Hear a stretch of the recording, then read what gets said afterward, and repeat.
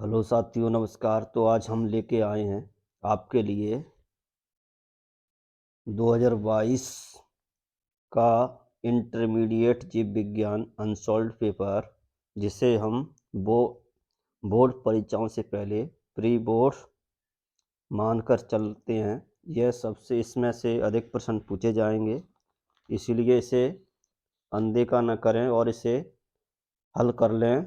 यह सबसे अधिक इससे प्रश्न पूछे जाएंगे। तो सबसे पहले ये हमारे बहुविकल्पी प्रश्न हैं। तो देखते हैं बहुविकल्पी प्रश्न। तो पहला ही विकल्प है, ब्रूडपोष की कोशिकाएं होती हैं। तो पहला ऑप्शन है अगुणित, दूसरा द्विगुणित, तीसरा है त्रिगुणित, चौथा है चौगुणित। तो इसमें हमारा तीसरा विकल्प राइट है, यानी ब्रूडपोष त्रिगुणित होता है। अगला है, मेंडल के एकल संकर क्रॉस में मटर के लंबे और बौने पौधे का फिनोटाइप अनुपात क्रमशः होता है। तो इसका पहला जो ऑप्शन है वो 3:1, दूसरा 1:3, तीसरा 1:2:1, चौथा 1:1:2। तो इसका पहला ही सही है, 3:1।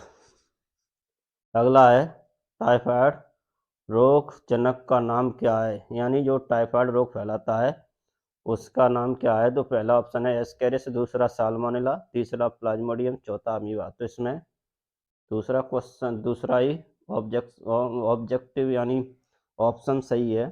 साल्मोनेला टाइफी द्वारा टाइफाइड रोग होता है, जो एक जल जनित रोग है। और अगला है, निम्नलिखित में कौन सा लक्षण मरस्थली पौधों का नहीं है।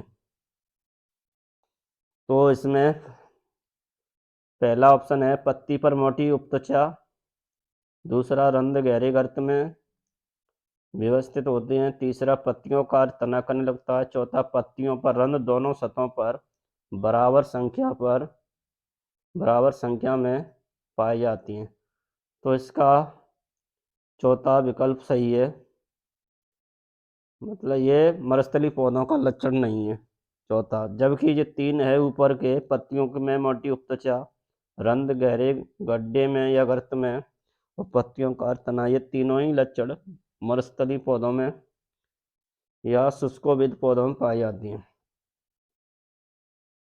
तो अगले देखते हैं, निश्चित उत्तरी प्रश्न है 2 का यदि किसी पौधे के परागकण में क्रोमोसोम की संख्या 21 है तो उसके अंड कोशिका एगुमनज की कोशिकाओं में क्रोमोसोम की संख्या कितनी होगी, लिखिए। तो अंड कोशिका क्रोमोसोम परागकण अगुणित होता है, तो परागकण में 21 है अगुणित। तो अंड कोशिका भी अगुणित होती है, तो उसमें भी 21 होंगे।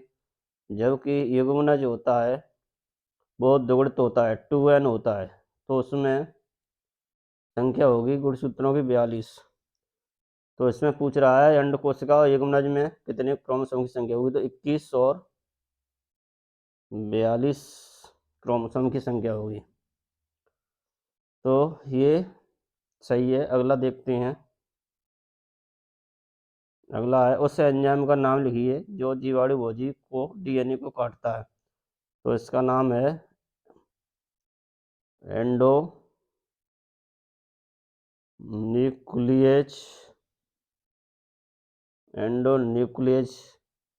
एंजाइम, यानी एंडोन्यूक्लियेज एंजाइम जीवाणु भोजी के डीएनए को काटता है, इसलिए इसे डीएनए का चाकू या डीएनए की कैंची भी कहती हैं। तो अगला क्वेश्चन देखते हैं। अगला है,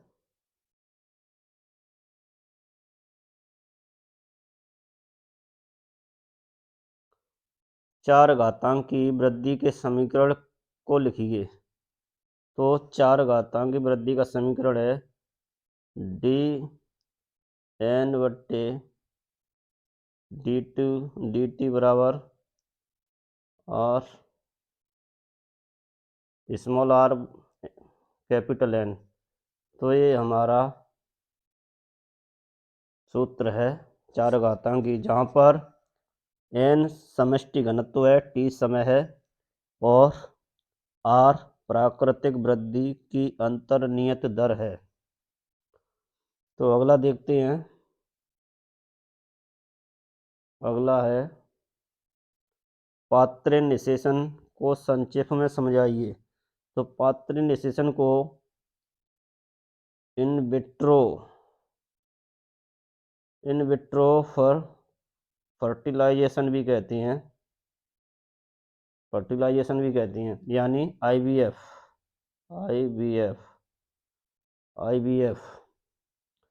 तो आईवीएफ कहते हैं शरीर से बाहर प्रयोगशाला में एक परख नली में अंडाणु का शुक्राणु द्वारा निषेचन होना ही पात्रे निषेचन कहलाता है। इसके द्वारा परख नली शिशु का निर्माण होता है। तो अगला है दूध से दही बनाने वाले बैक्टीरिया का नाम लिखिए। तो दूध से दही बनाने वाले बैक्टीरिया का नाम है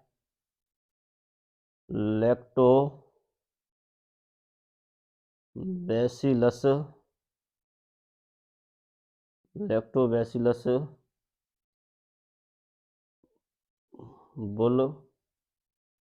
बुल्गेरिकस। तो इसका दूध से दही बनाने वाले बैक्टीरिया का नाम है लैक्टोबैसिलस बुल्गेरिकस। ये हमारा दूध से दही बनाने वाले बैक्टीरिया का नाम है। तो अगला देखते हैं। अगला है तीसरे रेखा का अनसेक जनित फल क्या है, एक उदाहरण दीजिए। तो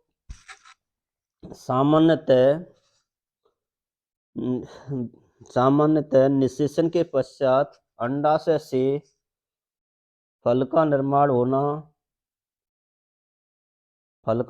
होना वास्तविक फल या सत्य फल कहलाता है या निषेचित फल कहलाता है, जबकि कभी कभी बिना निषेचन के अंडाशय से फल का निर्माण होना अनिषेक फलन कहलाता है। तो इसका उदाहरण है, यह बीज रहित फल होते हैं। तो इसमें केला, पपीता और अंगूर इसके उदाहरण है। अगला है समयुग्मजी एलील जोड़ा से आप क्या समझते हैं, उदाहरण दीजिए। तो समयुग्मजी जब किसी लक्षण के लिए दोनों कारक या जीन्स समान होते हैं तो उसे हम समयुग्मजी एलील जोड़ा कहते हैं। जैसे लंबेपन के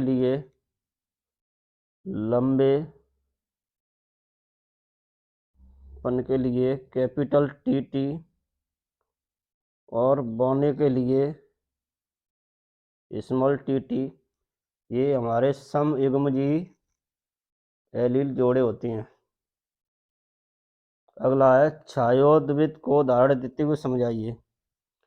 वे पौधे अर्थ छाया प्रिय पादप वे पौधे होते हैं जो सूर्य के प्रकाश की अनुपस्थिति में भी अपनी वृद्धि प्रदर्शित करती हैं। इन्हें छायोद्भिद पौधे कहती हैं। इनमें ताप सहन करने की क्षमता नहीं होती है, अतः इनमें ब्रायोफाइटस तथा मनी प्लांट्स पौधे इसके अंतर्गत आते हैं। अगला है क्रायोप्रोटीन क्या है। तो क्रायोप्रोटीन वह प्रोटीन है जो कीट प्रतिरोधी टॉक्सिन होती है। क्रायोप्रोटीन कीट प्रतिरोधी टॉक्सिन होती है जिसमें पौधों में पीड़क रोधी क्षमता विकसित होती है और पौधों में रोग नहीं लगती हैं और उनसे उत्पादन अधिक होता है। तो यह बैसिलस थोरिनजिएंसिस नामक जीवाणु से विकसित होती है या प्राप्त होती है। अगला है बायोरिएक्टर का संक्षिप्त वर्णन कीजिए। तो बायोरिएक्टर यह एक स्टेनलेस स्टील से बना एक बर्तन के समान होता है, जिसमें सूक्ष्म जीव, पौधे, जंतुओं व मानव कोशिकाओं का उपयोग करते हुए कच्चे माल को जैव रूप से विशिष्ट उत्पाद, व्यष्टि, एंजाइम आदि में परिवर्तित किया जाता है।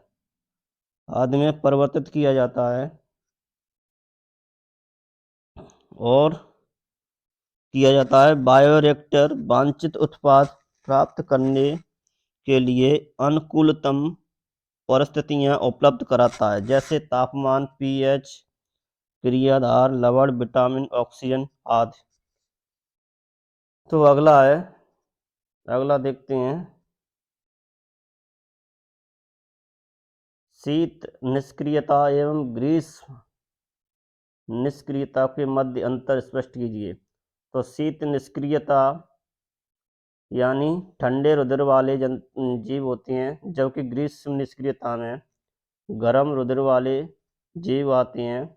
अगला है शीत रुधिर वाले जीवों का तापमान या शीत निष्क्रियता वाले जीव असमतापी होते हैं, जबकि ग्रीष्म निष्क्रियता वाले जीव समतापी होते हैं। और शीत निष्क्रियता वाले जीव का तापमान पर्यावरण के अनुसार बदलता रहता है, परिवर्तित होता रहता है, जबकि ग्रीष्म निष्क्रियता वाले जीवों का तापमान पर्यावरण के अनुसार परिवर्तित नहीं होता है, बदलता नहीं है। इसके अंतर्गत एम्फीबिया, रेप्टिलिया आते हैं, जबकि इस ग्रीष्म निष्क्रियता के अंतर्गत एबीज और मैमेलिया आते हैं। अगला है शुक्राणु जनन क्या है। तो वृषण में शुक्राणुओं का निर्माण की क्रिया शुक्राणु जनन कहलाती है। संक्षेप में शुक्राणु में प्रक्रिया वर्णन की। तो यह प्रक्रिया 3 चरणों में पूर्ण होती है। पहला चरण है गुणन प्रावस्था, जिसमें प्राथमिक जनन एपिथेलियम की कोशिकाएं समसूत्री विभाजन द्वारा अपनी कोशिकाओं में वृद्धि करती है, अपनी संख्या में वृद्धि करती है, जिससे स्पर्मेटोगोनिया का निर्माण होता है और जिससे स्पर्मेटोगोनिया बनती है। स्पर्मेटोगोनिया अगला है स्पर्मेटोगोनिया बनती है और उसके बाद इसमें वृद्धि प्रावस्था होती है। वृद्धि प्रावस्था में स्पर्मेटोगोनिया अपनी अधिक भोजन संचित करने के कारण आकार में कई गुना बढ़ जाती है और उसे हम प्राथमिक स्पर्मेटोसाइट कहते हैं। तो तीसरी अवस्था है परिपक्वन अवस्था। परिपक्वन अवस्था में 2 बार अर्धसूत्री विभाजन होता है प्राथमिक स्पर्मेटोसाइट में, जिससे प्रथम विभाजन द्वारा यानी वृद्धि प्रावस्था से बनी सेकेंडरी स्पर्मेटोसाइट में प्रथम अर्धसूत्री विभाजन होता है। उसके बाद स्पर्मेटोटिड्स बनते हैं और इसमें फिर अर्धसूत्री विभाजन होता है, जिससे स्पर्मेटोजोआ या पूर्व शुक्राणु बनते हैं और कायांतरण द्वारा शुक्राणु निर्माण होता है।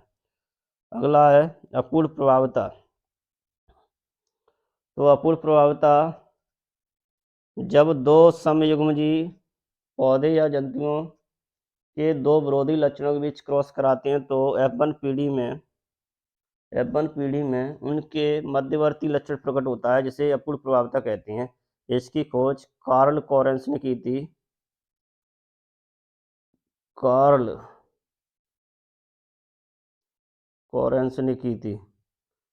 तो अपूर्ण प्रभाविता की खोज कार्ल कोरेंस ने की थी मिराबिलिस जलापा नामक पौधे में।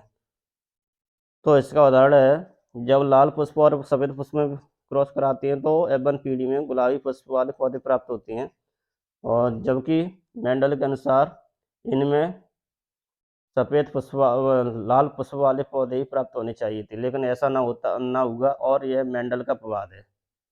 तो इसका फिनोटाइप जीनोटाइप 1:2:1 होता है। अगला है टीकाकरण। तो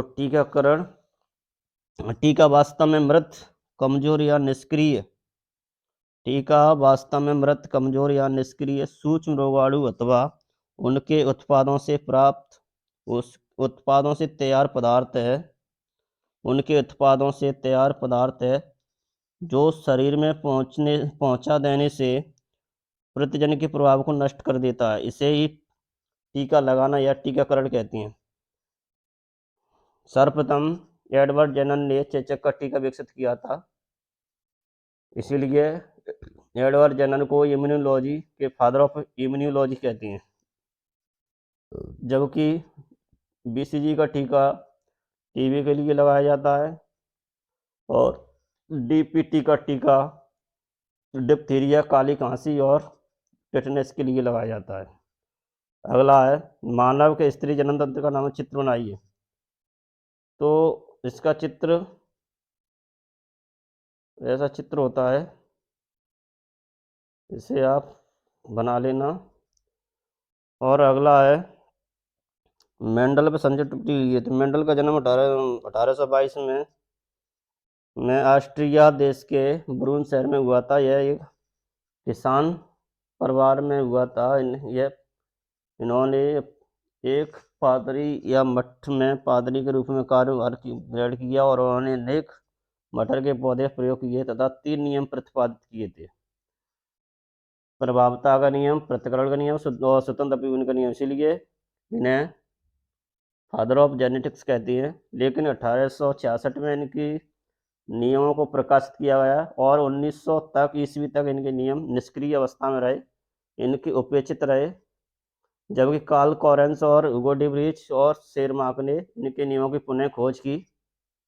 तो इस प्रकार मेंडल आनुवंशिकता के लिए जाने जाते हैं। अगला है सक्रिय प्रतिरक्षा तंत्र तथा निष्क्रिय प्रतिरक्षा तंत्र में अंतर। तो सक्रिय प्रतिरक्षा तंत्र में शरीर की स्वयं की कोशिकाएं एंटीबॉडीज का निर्माण करती हैं, जबकि निष्क्रिय प्रतिरक्षा तंत्र में शरीर को बाहर से किसी सूक्ष्म रोगाणुओं से प्राप्त एंटीबॉडीज को शरीर में प्रविष्ट करा देती हैं। अगला नंबर इसका सक्रिय प्रतिरक्षा तंत्र से तुरंत लाभ नहीं मिलता है, एंटीबॉडीज से तुरंत लाभ नहीं मिलता है, जबकि निष्क्रिय प्रतिरक्षा तंत्र में प्रविष्ट हुई एंटीबॉडी से तुरंत लाभ प्राप्त होता है। सक्रिय प्रतिरक्षा तंत्र दीर्घ से एंटीबॉडीज दीर्घकालिक होती है, जबकि निष्क्रिय प्रतिरक्षा तंत्र पहुंची एंटीबॉडीज अल्पकालीन होती है। सक्रिय प्रतिरक्षा तंत्र में जो एंटीबॉडी होती है उसे हानिकारक नहीं होती है, जबकि निष्क्रिय प्रतिरक्षा तंत्र में पहुंची एंटीबॉडीज हानिकारक भी हो सकती है। अगला है निम्नलिखित पर संक्षिप्त टिप्पणी लिखिए। अंतर्जातीय स्पर्धा। तो विभिन्न अंतर्जातीय माने विभिन्न जातियों के जीवों के मध्य एक ही संसाधनों का उपयोग हेतु, जैसे प्रकाश, आवास, भोजन आदि, तापमान, आर्द्रता, नमी आदि के लिए होने वाली प्रतियोगिता को अंतर्जातीय स्पर्धा कहते हैं। यह एक ऋणात्मक अंतःक्रिया है जिसमें एक जीव को लाभ होता है और दूसरा नष्ट हो जाता है। अगला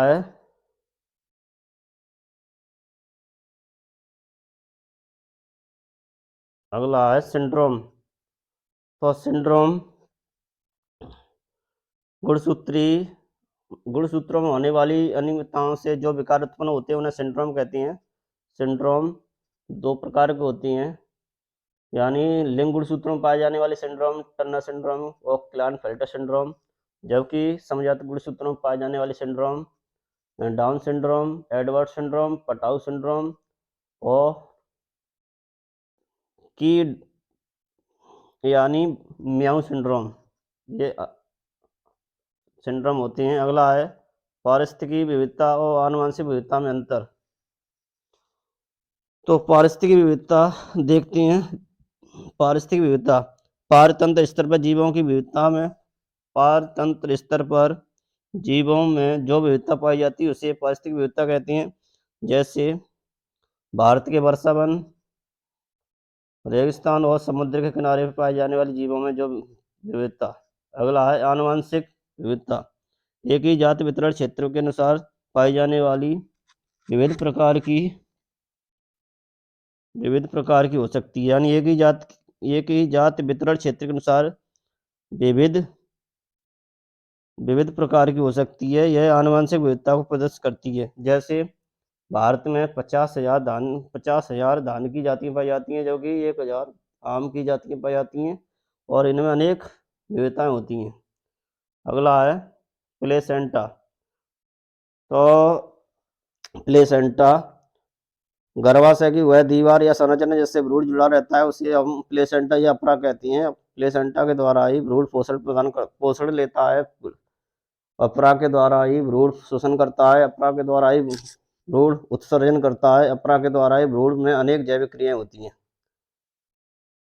अगला है पौधों में गुरुबीजाणु जनन, यानी बीजांड तथा भ्रूण कोश में होने वाले प्रवर्धन को हम गुरुबीजाणु जनन कहते हैं। या बीजांड में स्थित गुरुबीजाणु मात्र कोशिका में अर्धसूत्री विभाजन द्वारा होने वाले दीर्घ बीजाणुओं के निर्माण की क्रिया को गुरुबीजाणु जनन कहते हैं। और देखते हैं अगला आरएनए एवं डीएनए में अंतर। तो आरएनए का पूरा नाम राइबोज न्यूक्लिक अम्ल है, जबकि डीएनए का पूरा नाम डीऑक्सीराइबोज न्यूक्लिक अम्ल है। आरएनए में राइबो शर्करा पाई जाती है, डीएनए में डीऑक्सीराइबो शर्करा पाई जाती है। डीएनए आरएनए में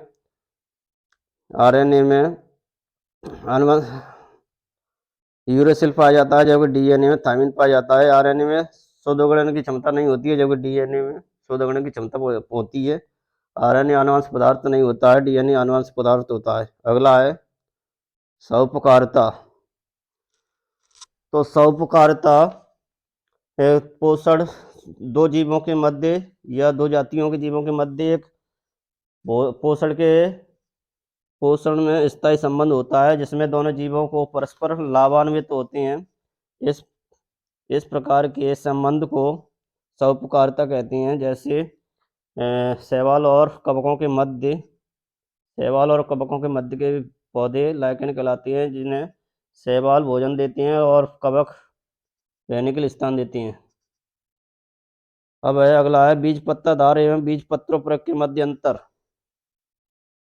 तो इसमें बीज पत्ताधार में भ्रूण के बीज अक्ष का वह भाग जो बीज पत्र तथा मूलांकर के मध्य स्थित होता है उसे हम बीज पत्ताधार कहते हैं, जबकि भ्रूण के बीज अक्ष का वह भाग जो बीज पत्र तथा प्रांकुर के मध्य स्थित होता है उसे हम बीज पत्रोपरक कहते हैं।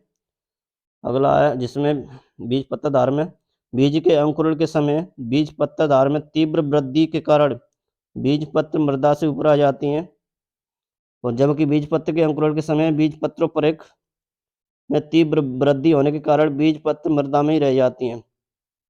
अगला है बीज पत्ताधार का उदाहरण जैसे अरंडी सेम में, जबकि बीज पत्रोपरक उदाहरण में चना और मक्का आदि में।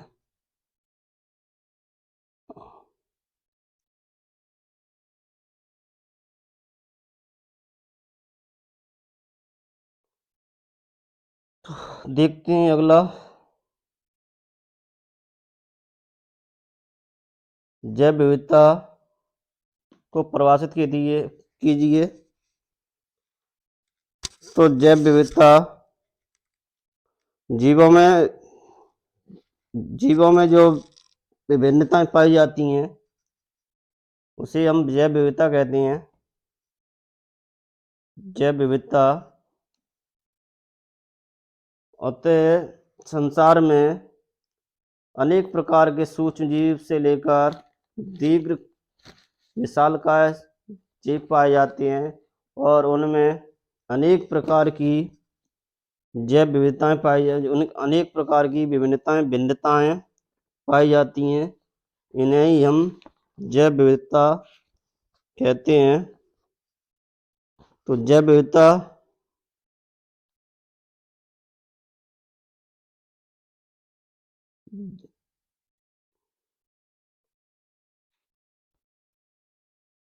इसमें थोड़ा थोड़ा मैं समझा देता हूँ। इसके बाद जैव विविधता को क्षति पहुंचाने वाले कारकों का वर्णन कीजिए। तो जैव विविधता को अनेक कारण हैं, जो ऐसे वनों का कटान जिससे वन्य जीव जंतुओं का विलुप्ति होना, जैव विविधता संरक्षण के लिए स्वस्थानीय बहुस्थानीय संरक्षण विधियों का प्रयोग करना, स्वस्थानीय में राष्ट्रीय उद्यान, प्राणी विहार आदि, और बायोस्फीयर और टाइगर प्रोजेक्ट आदि के द्वारा जीवों को संरक्षण प्रदान किया जाता है, जबकि बाह्यस्थानीय संरक्षण में पुनर्वास केंद्रों द्वारा स्थापित किए जाती हैं। अगला है आवर्तबीजी पौधों में निषेचन कैसे होता है। तो आवर्तबीजी पौधों में पुष्प में निषेचन में पुष्प में निषेचन क्रिया संपन्न होती है। उसमें नर जननांग पुंकेसर तथा मादा जननांग जायांग होता है। जायांग तो ये इस प्रकार यह टॉपिक बहुत लंबा हो जाएगा। यानी जायांग में नर में से ओवरी और ओवरी में भ्रूणकोष स्थित होता है या बीजांड स्थित होता है, जिसमें निषेचन की क्रिया संपन्न होती है। तो यह टॉपिक लंबा हो जाए, इसे हम कल बताते हैं। ओके, इसके पक्ष निषेचन की संरचना एवं घटनाओं का कीजिए। पुष्प में निषेचन के बाद अन्य घटनाएं होती हैं। तो इसमें दल गिर जाती हैं, बाह्यदल गिर जाती हैं और इसमें पुंकेसर गिर जाती हैं। तो इसमें जायगोट भ्रूण का निर्माण कर लेता है।